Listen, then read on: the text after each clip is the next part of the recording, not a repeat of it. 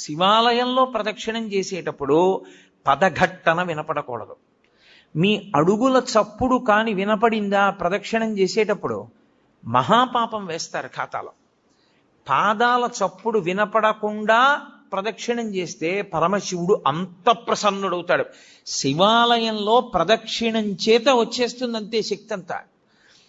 ఎలా ప్రదక్షిణం చెయ్యాలని అడిగారు.